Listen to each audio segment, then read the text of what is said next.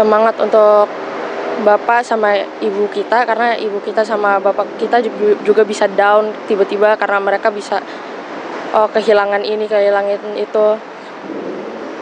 Sama bapak saya nggak ada salahnya, jadi kenapa bapak saya itu dipenjarain kalau bapak saya nggak salah gitu loh.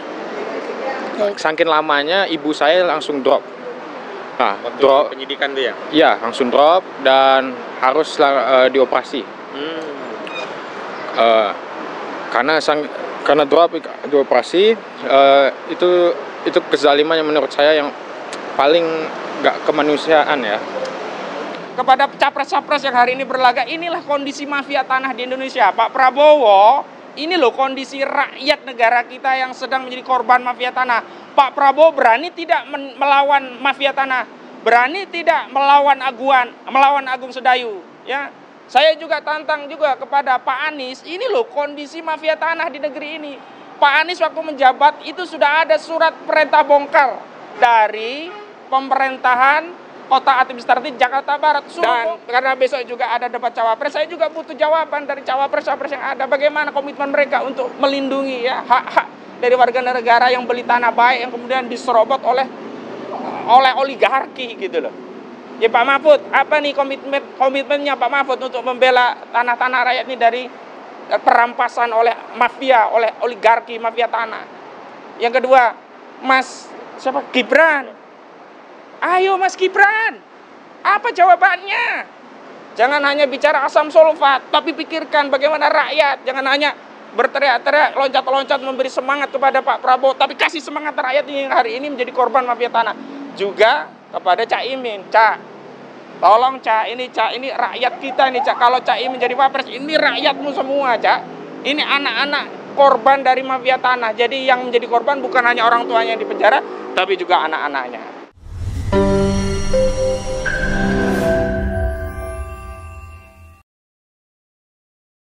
Bismillahirrahmanirrahim. Assalamualaikum warahmatullahi wabarakatuh. Di republik ini sebenarnya kita bisa saja berputus asa, tetapi karena kekuatan akidah kita diperintahkan untuk terus ikhtiar dan husnuzon, berprasangka baik terhadap setiap qadha atau keputusan takdir yang ditetapkan oleh Allah Subhanahu wa taala. Maka kita terus berjuang. Dan saya meyakini di republik ini masih banyak orang yang baik, masih banyak hakim-hakim yang lurus, masih banyak hakim-hakim yang memberikan putusan yang berkeadilan sesuai dengan irah-irah putusan, yakni berdasarkan ketuhanan yang Maha Esa demi keadilan. Karena itu hari ini kami lagi-lagi datang ke Pengadilan Negeri Jakarta Barat seberang dari kantor tim kampanye nasional Prabowo Gibran. Ya, kami kembali mengajukan upaya hukum untuk membela kepentingan Supardi Kendi Budiarjo dan Nurlela. Bahkan bukan hanya kuasa hukum, hadir juga di samping saya ini putra dari Supardi Kendi Budiarjo dan istrinya Nurlela. Ada Ambet, ada Vita yang hari ini juga bersama-sama dengan tim kuasa hukum berjuang untuk orang tuanya, untuk ayah dan ibunya agar mendapatkan keadilan di republik ini. Sebagaimana diketahui bahwa Supardi Kendi Budiarjo dan Nurlela membeli tanah secara sah sejak tahun 2006, kemudian ditinggali, dibuatlah ya tanah tadi tempat usaha untuk usaha pencucian mobil atau car wash. Lalu tiba-tiba datang orang yang kemudian merampas tanah.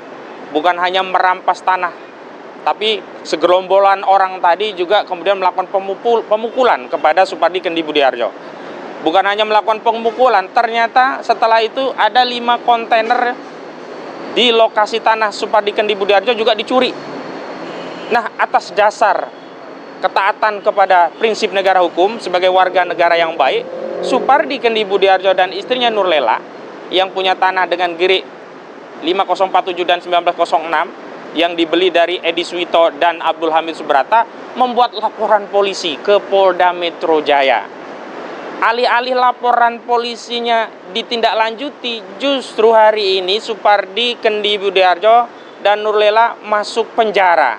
Divonis 2 tahun, dilaporkan oleh grup Agung Sedayu, yakni PT Sedayu Sejahtera Abadi, karena dianggap memasukkan keterangan palsu dalam akta otentik ketika membuat laporan polisi ke Polda Metro Jaya.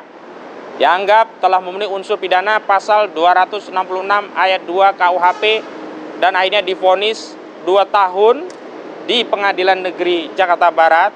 Kemudian kami ajukan banding, ternyata dikuatkan oleh Pengadilan Tinggi DKI Jakarta tetap 2 tahun. Dan hari ini tentu saja kami mengajukan upaya kasasi. Karena di dalam proses hukum yang belum inkrah kami ya terus berjuang untuk mencari keadilan, karena tadi kami percaya dan yakin di Republik ini masih banyak hakim-hakim yang baik, masih banyak hakim-hakim yang adil, masih banyak penegak hukum yang nuraninya hidup, masih banyak ya orang yang punya empati terhadap nasib anak bangsa, termasuk dengan apa yang dialami oleh Supardi Kedhi Budiarjo juga Nurlela, termasuk kedua anaknya. Nah, sebelum saya jelaskan lebih lanjut, saya perkenalkan ini ada Ambed dan juga adiknya ya, Vita, dan saya ingin kepada Ambed untuk menjelaskan dulu bagaimana kasus ini dan keadaan keluarga juga Vita gantian, dan apa harapannya nanti dalam perjuangan upaya ini ke Mahkamah Agung Republik Indonesia. Silakan Ambed dulu atau Vita dulu. Di keluarga kami kita bersaudara berempat. Nah, pas masih ada ibu dan bapak, kita semua sering bersolat berjamaah subuh pagi-pagi. Juga kita suka membantu ibu kita untuk memasak. Sekarang kita udah kehilangan kesayangan dari kedua orang tua, jadi kita agak gimana gitu ya. Yang kami rasakan, keluarga kita agak down karena bapak saya sama ibu saya juga di dalam, sama abang-abang saya sama saya itu juga kayak harus semangat untuk berjuang untuk kita kalahkan untuk nasib ibu bapak kita lah gitu. Sama kita harus semangat untuk bapak sama ibu kita, karena ibu kita sama bapak kita juga bisa down tiba-tiba karena mereka bisa kehilangan ini, kehilangan itu. Sama bapak saya gak ada salahnya, jadi kenapa bapak saya itu dipenjarain kalau bapak saya nggak salah gitu loh. Baik, sebagaimana dijelaskan oleh salah satu putra dari Supardi Kedhi Budiarjo dan Nurlela, bahwa putusan penjara 2 tahun yang dijalani oleh Supardi Kedhi Budiarjo dan Nurlela itu tidak saja berdampak kepada keduanya, tapi juga kepada putra-putranya, putra-putrinya yang kehilangan momen bersama, kasih sayang, figur orang tua, termasuk tadi yang biasa sholat berjamaah jadi tidak bisa. Nah, karena itu mudah-mudahan Judek Juris ya, majelis hakim yang mulia pada majelis hakim di Mahkamah Agung Republik Indonesia tadi nanti ya dalam perkara ini bisa berempati terhadap nasib anak bangsa dan apa yang dialami oleh anak-anak dari SK Budiarjo. Nah, sekarang Ambed, silakan Ambed. Dimulai dari ya, dapatnya kita laporan dari PT Sedayu Sejahtera Abadi. Itu orang tua saya dipanggil untuk di BAP dari jam 9 sampai maghrib. Karena sampai saking lamanya ibu saya langsung drop. Nah, drop penyidikan dia. Iya, langsung drop dan harus dioperasi. Karena drop dioperasi, itu kezaliman yang menurut saya yang paling nggak kemanusiaan ya. Terus waktu tanggal 10 Januari dijemput paksanya juga oleh polisi, padahal hari sebelumnya kami mengajukan prapit. Tanggal 10-nya langsung dijemput sama polisi, dibawa langsung ke kejaksaan, dan di hari itu juga langsung ditahan. Bapak saya dibawa ke Rutan Salemba, ibu saya dibawa ke Rutan Pondok Bambu. Setelah menjalani beberapa kali sidang ya di PN Jakarta Barat, ternyata putusannya itu mengabaikan saksi-saksi dari kita ya, dan akhirnya dijebloskan, divonis 2 tahun penjara. Sekarang kita ngajukan ke PT pengadilan tinggi. Cuman sama saja kezalimannya berlanjut. Kami putusan 2 tahun itu dikuatkan. Sekarang kami berusaha lagi untuk mengajukan ke kasasi ke Mahkamah Agung. Saya berharap semoga nanti di hakim-hakim Mahkamah Agung bisa memberikan keadilan untuk bapak saya dan ibu saya. Kami dari kuasa hukum juga sudah mempersiapkan memori. Hari ini kami sudah menyatakan kasasi, mendaftarkan kasasi di Pengadilan Negeri Jakarta Barat, karena tanggal 12 Desember yang lalu kami baru mendapatkan pemberitahuan ya, putusan dari Pengadilan Tinggi DKI Jakarta, sehingga kami ini hari ke-7 mengajukan memori kasasi dan selanjutnya kami akan menyusun memori kasasi. Yang penting untuk ditermati adalah bahwa di dalam judex juris ya, yakni peradilan di tingkat kasasi, Majelis Hakim yang mulia di Mahkamah Agung tidak lagi mengadili faktanya, walaupun banyak fakta yang diabaikan dari bukti-bukti saksi-saksi, hanya karena judex juris mengadili hukumnya bukan lagi perkaranya. Kami melihat ada problem dalam penerapan hukum pembuktian, khususnya bagaimana pembuktian berdasarkan keterangan saksi sebagaimana diatur dalam pasal 184 KUHP, Kitab Undang-Undang Hukum Acara Pidana. Kami juga melihat tidak terpenuhinya ketentuan 2 alat bukti dan keyakinan hakim sebagaimana diatur dalam pasal 183 KUHP, karena kita tahu di dalam proses mengadili adagium in dubio pro reo. Jadi majelis hakim semestinya ya lebih baik melepaskan 1000 orang yang bersalah ketimbang menghukum 1 orang yang tidak bersalah. Nah, artinya butuh kehati-hatian. Nah, kehati-hatian tadi minimal dengan 2 alat bukti yang kemudian menghasilkan satu keyakinan bagi hakim bahwa SK Budiarjo ini memang benar-benar penjahat. Faktanya kan bukan penjahat. Dari mana SK Budiarjo itu disebut penjahat? Kalau dilihat dari pertimbangan putusan baik tingkat pertama, judek faksi tingkat 1 juga judek faksi tingkat 2 ya. SK Budiarjo dan Nuril Lela itu dianggap memasukkan keterangan palsu, menggunakan keterangan palsu dalam PPJB yang dibuat oleh oleh notaris Uyun Yudi Brata. Yang kedua, karena menggunakan keterangan palsu dari dokumen Gire 1906. Jadi ada Bu Nurlela dan Pak Budi, beda ya. Kalau Nurlela dianggap memasukkan keterangan palsu dari Gire 1906 yang diperoleh dari Abdul Hamid Subrata dan menggunakan PPJB yang dibuat oleh Uyun Yudi Brata, di mana dalam PPJB itu ya Abdul Hamid Subrata mengaku satu-satunya orang yang punya tanah dengan Gire 1906. Padahal menurut hakim ya di judek faksi, tanah itu ada sertifikat SHGB 1633 yang diklaim milik Sedayu Sejahtera Abadi yang sebelumnya dibeli dari PT BMJ, PT Bangun Marga Jaya. Nah, masalahnya adalah dalam proses pembuktian apakah benar ada keterangan palsu yang dilakukan oleh ya Abdul Hamid Subrata yang kemudian dimasukkan dalam PPJB, akta PPJB yang dibuat oleh notaris Uyun Yudi Brata. Ini majelis hakim tidak pernah memeriksa ya notaris Uyun Yudi Brata dan tidak pernah memeriksa Abdul Hamid Subrata untuk menguatkan unsur adanya keterangan palsu dari Abdul Hamid Subrata. Kan kita dituduh ya Nurlela ini dituduh menggunakan PPJB dari notaris Uyun Yudi Brata, juga Gire 1906 dari Abdul Hamid Subrata yang di dalamnya dianggap punya keterangan palsu dari si Abdul Hamid yang kemudian digunakan untuk melaporkan PT Sedayu Sejahtera Abadi yang membuat rugi, katanya begitu.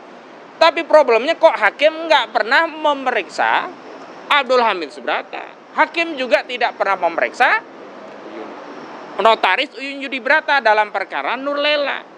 Kalau benar Nurlela itu ya menggunakan keterangan palsunya si Abdul Hamid Subrata dan menggunakan keterangan palsu yang ada di dalam PPJB-nya Uyun Yudi Brata, maka hakim harus memeriksa notaris Yudi Brata dan Abdul Hamid Subrata selaku pemilik Gire 1906. Nah, ini nggak pernah diperiksa. Lalu dari mana hakim bisa membuktikan itu ada keterangan palsu dari kedua orang tadi gitu loh. Wong kedua orang tadi tidak diperiksa, padahal kalau mengikuti KUHP ya harus diperiksa. 184 KUHP itu salah satunya buktinya adalah saksi. Dan saksi di pasal 1 angka 26 KUHP disebutkan saksi adalah orang yang mengalami, melihat, mendengar, mengetahui sendiri peristiwa itu dan dia itu sebagai pelakunya. Dan kalau dalam konteks ya PBJB pelakunya ya adalah Notaris Uyun Yudi Brata. Giri 1906 kalau ada keterangan palsu, pelakunya siapa? Abdul Hamid Subrata. Kenapa Abdul Hamid Subrata tidak diperiksa? Kenapa Uyun Yudi Brata tidak diperiksa? Disinilah ada kekeliruan penerapan hukum pembuktian tentang adanya keterangan palsu, karena judek faksi tingkat 1 ya, juga yang dikuatkan oleh judek faksi tingkat 2 di Pengadilan Tinggi DKI Jakarta tidak pernah memeriksa Abdul Hamid Subrata dan Notaris Uyun Yudi Brata pada kasus Nurlela. Nah, kalau kasusnya ya SK Budiarjo itu dianggap menggunakan keterangan palsu dari Giri 5047 yang diperoleh dari Edi Suwito dan menggunakan PPJB yang di dalamnya memuat keterangan palsu karena Edi Suwito mengaku satu-satunya pemilik tanah dari Giri 5047, padahal di sana katanya dalihnya ada punya tanahnya itu adalah tanahnya dari BMJ yang kemudian dibeli oleh PT Sedayu, yakni 1633 SHGB 1633 Cengkareng. Nah, ini juga sama. Karena di dalam kasusnya Budiarjo, SK Budiarjo, hakim judek faksi baik tingkat 1 tingkat 2 juga tidak pernah memeriksa Notaris Uyun Yudi Brata, juga tidak pernah memeriksa Edi Suwito selaku pemilik Giri 5047. Dari mana kesimpulan pembuktian adanya keterangan palsu dari Edi Suwito? Juga ada keterangan palsu di dalam akte PPJB yang dibuat oleh Notaris Uyun Yudi Brata. Kalau keduanya tidak pernah diperiksa. Di mana keyakinan hakim itu diperoleh? Oh, nggak pernah memeriksa saksi yang melihat, mendengar, dan mengalami sendiri sebagaimana diatur dalam pasal 1 angka 26 KUHP.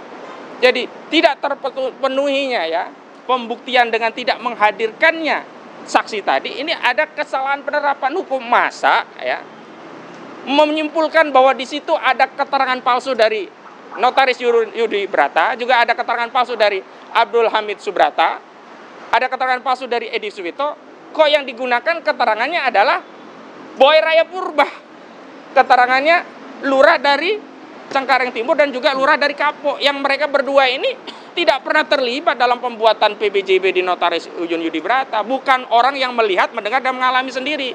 Atau kalaupun disebut dia hanya kualifikasi kesaksiannya hanya testimoni di auditu, hanya katanya nggak tahu, dia hanya mengatakan oh ini nggak terdaftar. Ya nggak terdaftar belum tentu itu palsu keterangannya, karena dia nggak tahu sumbernya dari mana. Nah, untuk memastikan ada keterangan palsu atau tidak, itu harus diperiksa ya. Pertama pembuat PPJB-nya, yakni Notaris Uyun Yudi Brata, apakah ada keterangan palsu dalam akta otentik berupa PBJB itu sebagaimana didakwakan oleh jaksa dengan pasal 266 ayat 2 KUHP. Yang kedua, untuk memastikan apakah giri-giri yang diperoleh Nurlela ataupun yang diperoleh oleh SK Budiarjo itu ada keterangan palsunya, harus diperiksa. Pertama, terkait giri yang diperoleh Nurlela ya 1906 ya harus diperiksa Abdul Hamid Subrata. Yang 5047 harus diperiksa siapa? Edi Suwito. Ini nggak diperiksa, maka kami menyimpulkan ada kesalahan penerapan hukum pembuktian khususnya terkait saksi, karena hakim tidak memeriksa saksi yang berkaitan dengan giri-giri.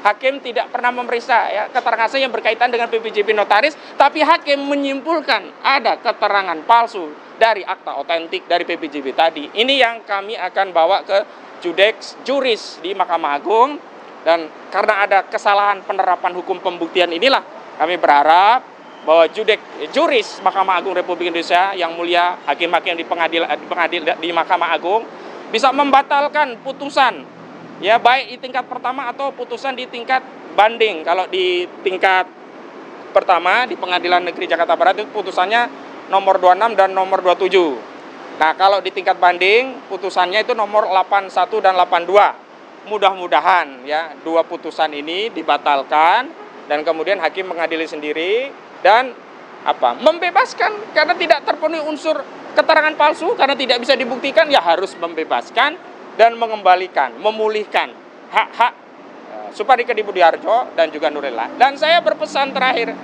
kepada capres-capres yang hari ini berlaga, inilah kondisi mafia tanah di Indonesia. Pak Prabowo, ini loh kondisi rakyat negara kita yang sedang menjadi korban mafia tanah. Pak Prabowo berani tidak melawan mafia tanah? berani tidak melawan Agung Sedayu, ya.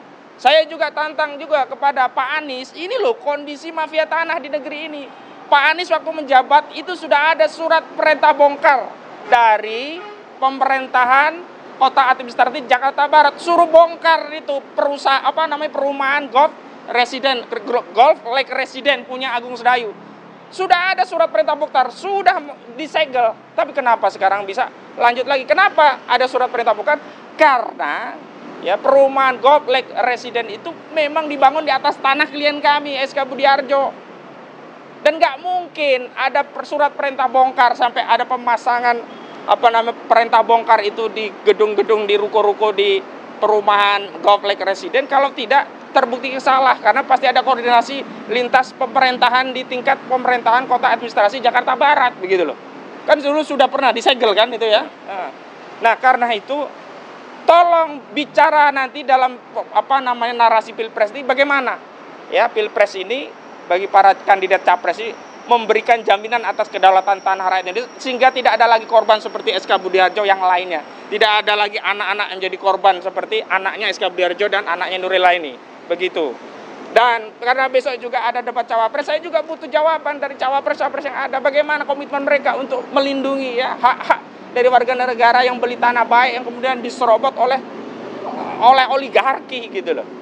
Ya Pak Mahfud, apa nih komitmennya Pak Mahfud untuk membela tanah-tanah rakyat ini dari perampasan oleh mafia, oleh oligarki mafia tanah. Yang kedua, Gibran. Ayo Mas Gibran. Apa jawabannya?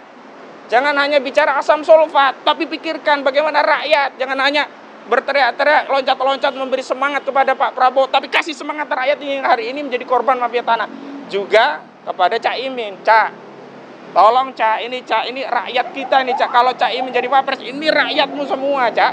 Ini anak-anak korban dari mafia tanah. Jadi yang menjadi korban bukan hanya orang tuanya yang dipenjara, tapi juga anak-anaknya. Baik, terakhir ada permohonan atau harapan kepada capres-capres ini. Ya, saya harap siapapun yang jadi presiden pun nanti harap tuntaskan, selesaikan, hilangkan mafia tanah supaya tidak ada korban seperti bapak saya, ibu saya, yang seperti kita juga anak-anaknya yang juga jadi kena. Nah, situ aja. Baik, terima kasih. Demikian dari kami, mohon doanya kepada seluruh rakyat Indonesia agar ikhtiar kami bisa diijabah oleh Allah dan ada keadilan dari putusan Mahkamah Agung nantinya. Karena sekali lagi kami tetap berkeyakinan masih banyak orang baik di negeri ini. Masih banyak hakim-hakim yang adil di negeri ini. Masih ada ya celah bagi kebenaran untuk nampak dan memenangkan pertarungan melawan kebatilan. Demikian, Assalamualaikum warahmatullahi wabarakatuh.